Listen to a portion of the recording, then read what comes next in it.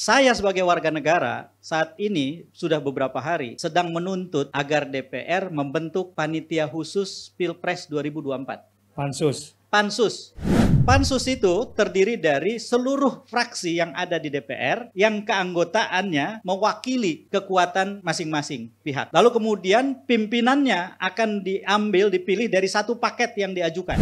Satu hal yang menurut saya jelas adalah kita membuat kanal atau saluran untuk orang-orang yang marah. Sehingga kemarahan itu tidak tumpah di jalanan. Sehingga kemarahan itu tidak menjadi kegiatan pengerusakan. Sehingga kemarahan itu kemudian berproses menjadi perlawanan. Itu yang penting. Kesalahan kita sebagai warga negara atau sebagai umat seringkali adalah lebih senang marah, tidak suka melawan. Tidak boleh ada presiden sehebat apapun dia menurut pendukungnya. Setinggi apapun tingkat kepuasan orang sama dia katanya. Tidak boleh dia dibiarkan melakukan banyak pengerusakan terhadap bangsa ini tanpa kita buka semua itu. Sehingga semua presiden setelahnya tidak boleh lagi melakukan kesalahan yang serupa.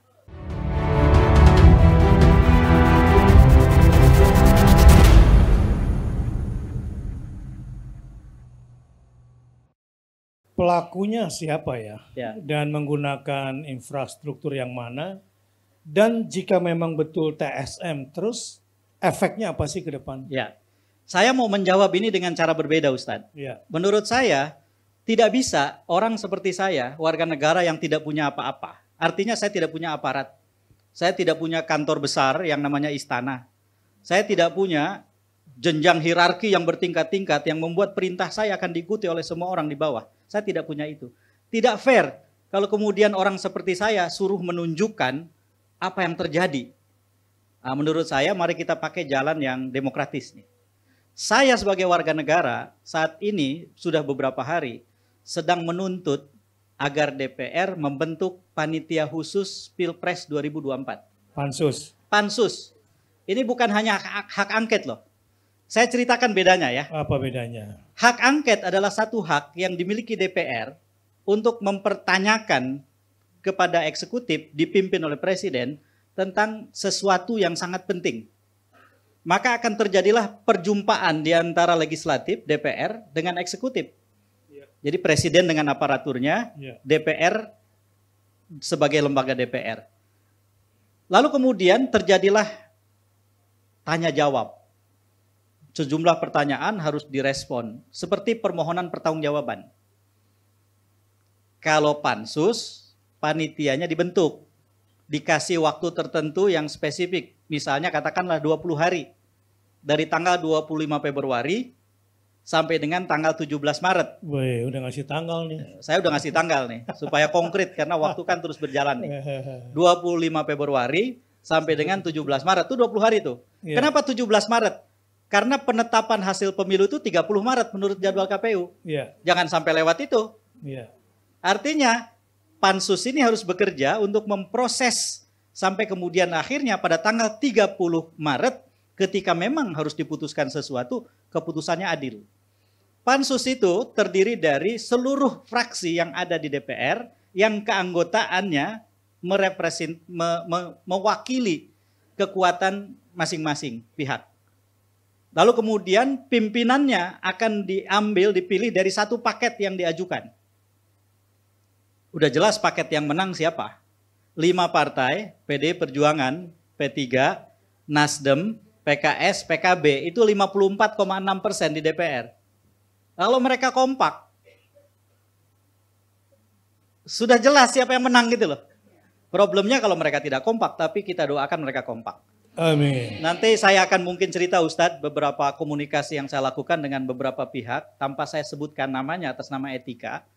Hanya untuk memberi informasi kepada publik bahwa nggak benar itu, banyak sekali berita yang mengatakan ini sedang pecah, ini sedang ini dan seterusnya. Ya itu framing media ya. Iya, framing media yang jangan sampai kita kemudian jadi korbannya.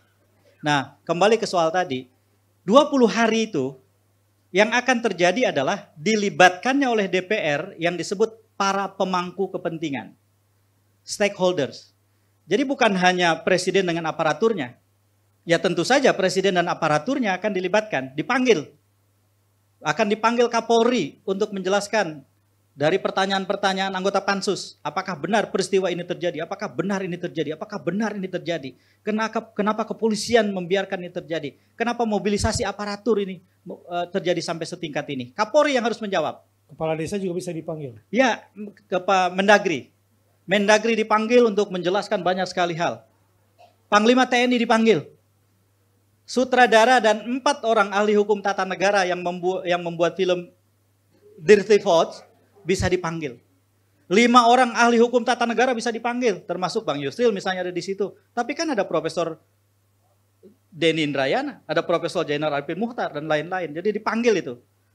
Gerakan-gerakan civil society yang berkait dengan pemilu, pelaporan kecurangan pemilu, kejahatan pemilu bisa dipanggil. Dan apa asiknya? Pimpinan pansus bisa mengatakan bahwa kegiatan panitia khusus ini terbuka untuk publik. Bayangkan 20 hari siaran langsung. Semua kebokbrokan itu akan mengapung di atas permukaan. Kalau itu drakor tuh ya. Pada ibu-ibu. Dan kalau kemudian ini dilakukan Ustadz, kalau ini kemudian dilakukan, satu hal yang menurut saya jelas adalah kita membuat kanal atau saluran untuk orang-orang yang marah. Sehingga kemarahan itu tidak tumpah di jalanan. Sehingga kemarahan itu tidak menjadi kegiatan pengerusakan. Sehingga kemarahan itu kemudian berproses menjadi perlawanan, itu yang penting. Kesalahan kita sebagai warga negara atau sebagai umat seringkali adalah lebih senang marah, tidak suka melawan. Kalau marah itu jangka pendek. Marah itu nggak punya agenda. Orang marah nggak bisa ditanya, apa agendamu? Nggak ada. Bakbuk, dia pukul kita. Dan orang marah bisa diselesaikan dengan hadiah permukaan yang sesaat. Anak kecil marah, kita kasih permen selesai. Orang marah dikasih duit selesai. Tetapi orang melawan nggak bisa. Nah jadi kemarahan orang dikanalisasi menjadi perlawanan. Lalu kemudian potensi pengerusakan dan konflik kita perkecil. Kita kasih saluran. Akhirnya konflik itu jadi ekspresi cinta orang pada tanah airnya. Ini menurut saya lebih bermartabat buat bangsa ini. Bayangkan kalau pansus itu kemudian dibentuk segera bekerja, kita akan menjadi bagian dari sejarah yang sangat penting. Tidak boleh ada presiden sehebat apapun dia menurut pendukungnya. Setinggi apapun tingkat kepuasan orang sama dia katanya. Tidak boleh dia dibiarkan melakukan banyak pengerusakan terhadap bangsa ini tanpa kita buka semua itu. Sehingga semua presiden setelahnya tidak boleh lagi melakukan kesalahan yang serupa. Kita tidak punya dendam. Sekarang saya tanya, siapa yang punya dendam sama Jokowi? Oh ada. Oh masih. Ustadz, target. Saya nggak ikutan ya.